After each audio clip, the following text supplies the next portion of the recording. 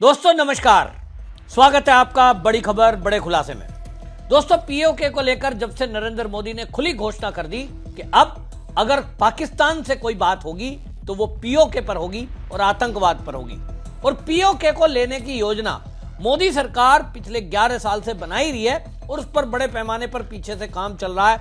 हमें बहुत चीजें अभी अगले आने वाले दिनों में पता लगेगी, लेकिन एक बात बिल्कुल साफ है, देश के इतिहास में, भारत के इतिहास में पहली बार कोई एक प्रधानमंत्री ऐसा आया है जिसने पीओके को लेकर इस तरह का स्पष्ट और सख्त सीधे सीधे लहजे में एक्शन लेते हुए संदेश बिल्कुल साफ है और घोषणा कर दी है कि पीओके अब खाली करो।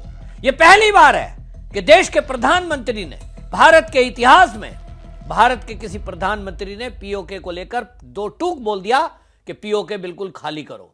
यह पहली बार है और इसीलिए पूरे पाकिस्तान में हड़कंप मच गया कि जो अभी ऑपरेशन सिंदूर के दौरान पाकिस्तान का हाल हुआ है, उसको पता है कि जिस दिन भारत की सेना ने ठान लिया वो पीओके 1 घंटे में खाली करा लेंगे। और यह भारत की ताकत है जिसके सामने अब पाकिस्तान थर थर कांप रहा है। तो उसने नई चाल चल दी और उसने, आपको बताऊं कि यह कह दिया कि चीन भी इसमें एक पार्टी है। जैसे ही खाली कराने की बात आई, उसको लगा कि अगर हमने पीओके खाली नहीं करा, मोदी जी हैं, हो सकता है कुछ दिन रख दें, अभी तो सीज फायर हुआ नहीं है, अभी तो उन्होंने कहा है कि ऑपरेशन सिंदूर जारी है। और यह भी मोदी ने साफ कर दिया कि अगर एक उधर से कुछ भी आतंकी घटना हुई तो समझ लो हमारी सेनाएं आजाद हैं, उनको खुली छुट्टी है ऑपरेशन करने के लिए। तो पाकिस्तान को डर है कि पीओके में जिस दिन सेना घुसी वो तो वापस जाएगी नहीं, और इसलिए अब वो बयानबाजी करने लगे हैं मीडिया के जरिए। अब वो भारत को नए नए तरीके से संदेश देने की कोशिश कर रहे हैं। लेकिन मैं आपको बता रहा हूं, भारत का अपना प्लान पूरा तैयार है। पीओके को पाकिस्तान खाली करता है आराम से तो ठीक है, नहीं तो हमारी सेनाएं उसे खाली कराएंगी।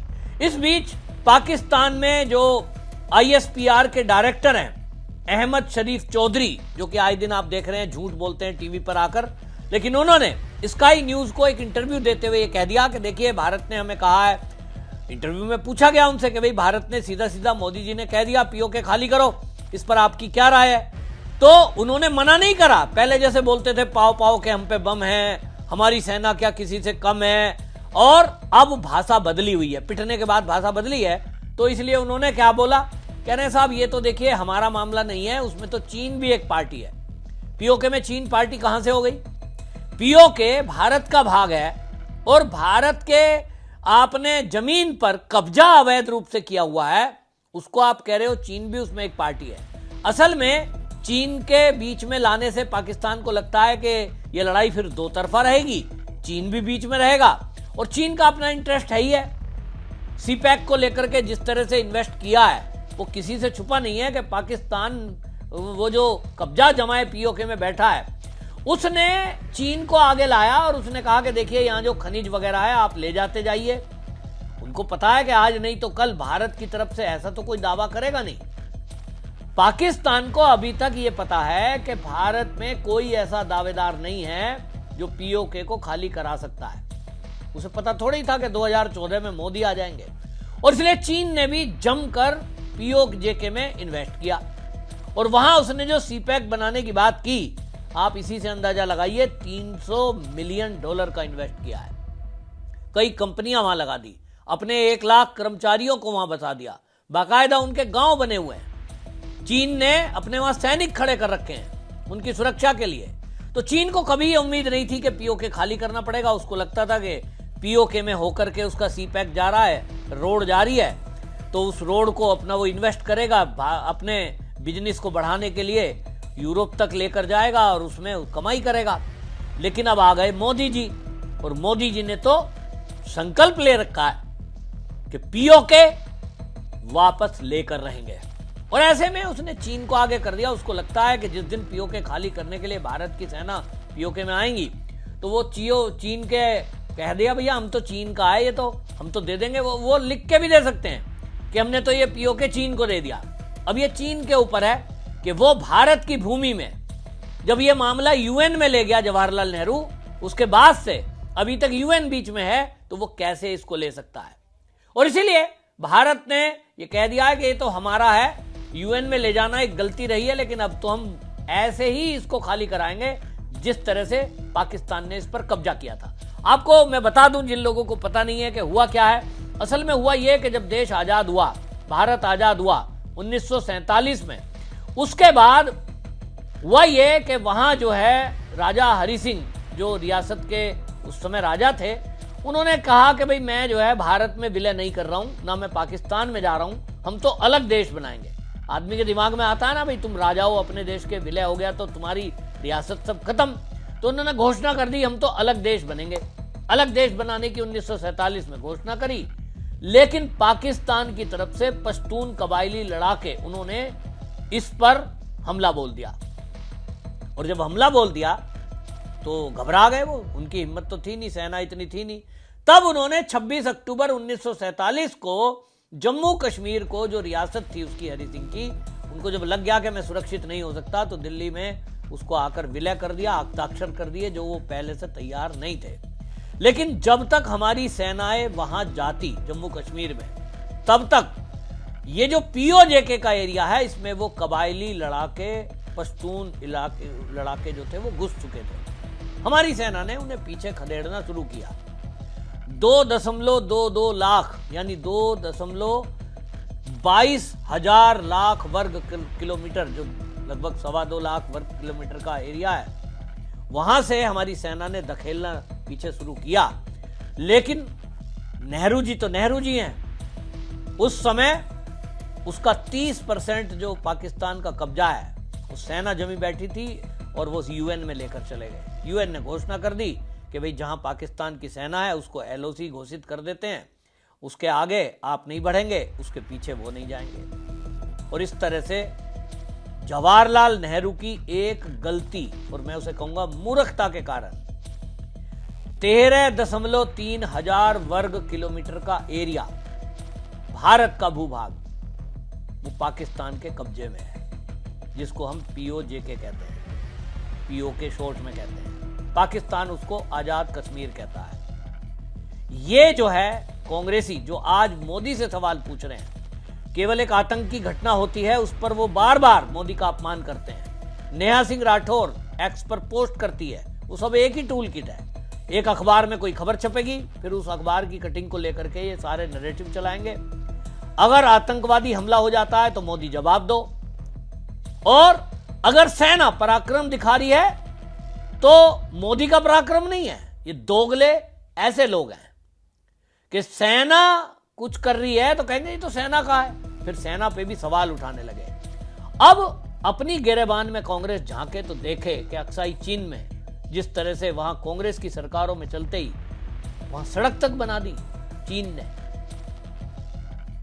तिब्बत दे दिया, और ये आज बात उठाते हैं। तो पीओके का समस्या जो थी 2.22 लाख वर्ग किलोमीटर, ये जो अब झंझट यूएन में लेकर गए, उसका यूएन का क्या जाता है, ठीक है जी, उनकी जमीन तो जा नहीं रही थी, वो तो चाहते थे हमेशा जो है ये लड़ाई होती रहे। अब ये पीछे धकेल रहे थे। अब आज के बाद अब आप समझ लीजिए 13.3 हजार वर्ग किलोमीटर ये भारत की जमीन है, और ये कश्मीर का, क्योंकि कश्मीर का ही एक भाग है, इसी में आतंकवादियों के कैंप हैं, और यही भारत के लिए सिरदर्द बना हुआ है। जवाहरलाल नेहरू अगर यूएन में इस मुद्दे को ना ले जाते तो जितनी सिरदर्दी आज हो रही है हमें, जितना जम्मू और कश्मीर में आए दिन आतंकवाद होता रहा है देश की आज़ादी के बाद, 1990 के दशक में जिन हिंदू कश्मीरी पंडितों को भगाया गया, वहां से भगाया गया, और जो धारा 370-35 से लगाकर उस एरिया को, पूरे को, जम्मू और कश्मीर को एक अलग से इस्लामिक स्टेट बनाने का षड्यंत्र कांग्रेस ने किया, उसके कारण ये समस्याएं खड़ी हैं। हर समस्या को मोदी जी हल करने में लगे हैं, लेकिन अब इसमें चीन को बीच में लाकर पाकिस्तान ये सोचता है कि तुम्हारी हिम्मत तो है नहीं, भारत की सेना जिस दिन उठेंगी उस दिन 1 घंटे में पीओके खाली करा देगी। तो इसीलिए उन्होंने चीन को आगे कर दिया कि साहब इसमें तो चीन है, चीन ने पैसा लगाया है।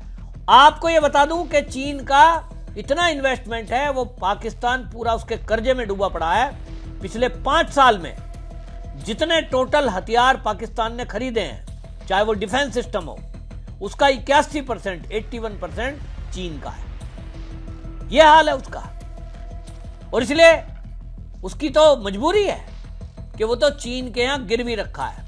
तो वो सोचता है कि भाई चीन का दखलंदाजी है ही। अभी जो ऑपरेशन सिंदूर चला इसमें भी हमने देखा चीन के फाइटर जेट आ गया है लड़ाई करने के लिए।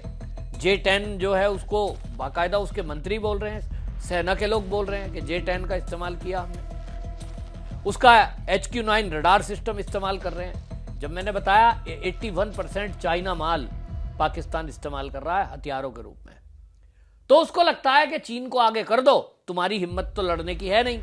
लेकिन अब मैं जो बात बता रहा हूं इस वीडियो के माध्यम से, इसको चीन भी सुन ले और पाकिस्तान के लोग भी सुन ले और अमेरिका भी सुन ले कि तुम सारे मिल जाना तो भी भारत की सेना पीओके को खाली कराकर रहेगी। तैयारी चल रही है कि भारत सरकार को चीन को कह देना चाहिए कि तेरी जो ये रोड है या जो तेरा इन्वेस्टमेंट है इसमें हम भी दखल नहीं करेंगे, पीओके पाकिस्तान से खाली कराना है।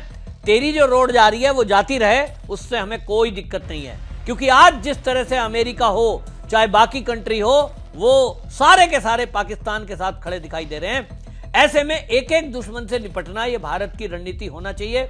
और मुझे जो लग रहा है, एक राजनीतिक विश्लेषक के तौर पे मैं बता रहा हूं कि भारत सरकार इस तरह का एक फॉर्मूला कर सकती है चीन को पीओके खाली कराने के लिए कि भैया तुमने $300 बिलियन का यहां इन्वेस्ट किया है, तुम्हारा ये जो रोड जा रहा है इससे हमें कोई दिक्कत नहीं है, अपनी रोड को बनाते रहो, हमारी जगह इस्तेमाल करोगे तो इसे हम भी इस्तेमाल करेंगे। इसका कोई फॉर्मूला निकाल लेंगे मोदी जी, बहुत दिमाग है उनमें इस बात के लिए कि भैया तू रोड बना रहा है, ये हमारे घर में है, हमारी जमीन पर है, इसको हम भी इस्तेमाल करेंगे, हमें छूट दे तो हम इजाजत देते हैं, वरना तोड़ ताड़ के खत्म कर देंगे इसे भी, हमें नहीं देर लगेगी। चाइनी माल तो वैसे ही नहीं चलता, हमने युद्ध में देख लिया, ना उसके फाइटर जेट चलेंगे, ना उसकी मिसाइलें चलेंगी, ना उसके ड्रोन चलेंगे, और उसका HQ-9 सिस्टम खराब, बाकी को भी खराब कर देंगे। हमारी सेना पूरी सक्षम है, तुम 2 मोर्चे पे आ जाओ, 3 मोर्चे पे आ जाओ, सारे खड़के आ जाओ। भारत के लोग भी अब तैयार हैं, पर पीओके तो खाली कराना ही पड़ेगा। पाकिस्तान कुछ भी कर ले, चीन को साथ ले ले, कितनी भी चाल चल रहे। आपकी इस पर क्या राय है कमेंट में जरूर लिखिए, वीडियो को शेयर करिए। वंदे मातरम।